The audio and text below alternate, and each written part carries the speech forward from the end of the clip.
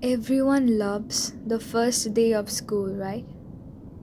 New year, new classes, new friends.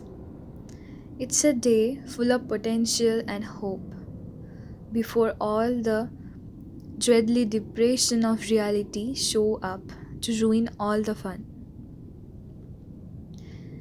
I like the first day of school for a different reason though. You see, I have a sort of power. When I look at people, I can sense a lot of aura around them, a colored outline based on how long that person has to live. Most everyone I meet around my age is surrounded by a solid green hue, which means they have plenty of time left. A fair amount of them have a yellow orangish tinge to their auras, which tends to mean a car crash or some other tragedy. Anything that takes people before their time, as they say. The real fun is when the auras venture into the red end of the spectrum. Every now and again, I will see someone who is basically a walking stoplight. Those are the ones who get murdered or get killed themselves. It's such a rush to see them and know their time is numbered. With that in mind, I always get to class very early so I can scout out my classmates' fate.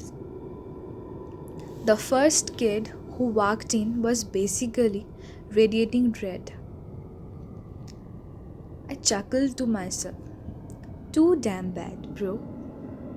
But as people kept walking in, they all had the same intense glow.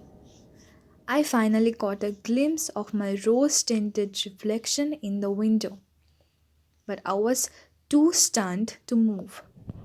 Our professor stepped in and locked the room. His aura, a sickening shade of green.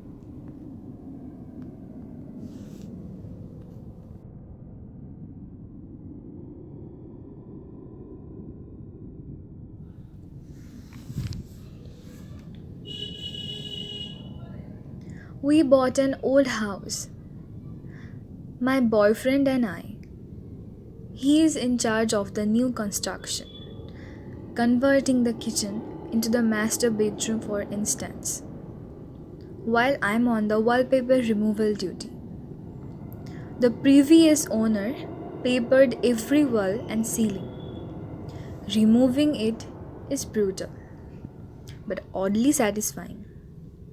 The best feeling is getting a long peel, similar to your skin when you are peeling from a sunburn.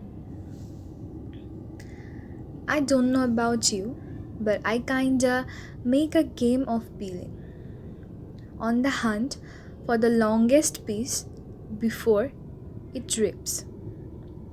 Under a corner section of paper in every room is a person's name and a date. Curiosity got the best of me one night when I googled one of the names and discovered the person was actually a missing person. The missing date matching the date under the wallpaper. The next day, I made a list of all the names and dates. Sure enough, each name was for a missing person, with dates to match. We notified the police, who naturally sent out the crime scene team. I overheard one take say, "Yup, it's human blood." Human? What's human? Ma'am, where is the material you've removed from the walls? Already? This isn't wallpaper you were removing.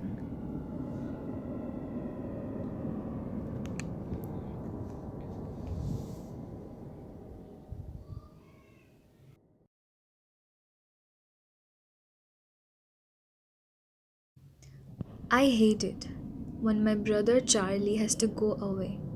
My parents constantly try to explain to me how sick he is, that I am lucky for having a brain where all the chemicals flow properly to their destinations like undammed rivers. When I complain about how bored I am without a little brother to play with, they try to make me feel bad by pointing out that his boredom likely far surpasses mine, considering he's confined to a dark room in an institution. I always beg for them to give him one last chance. Of course, they did it at first. Charlie has been back home several times, each shorter in duration than the last. Every time without fail, it all starts again. The neighborhood cats with gouged out eyes showing up in his toy chest.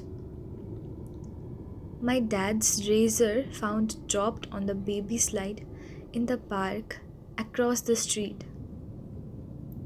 Mom's vitamins replaced by bits of dishwasher tablets.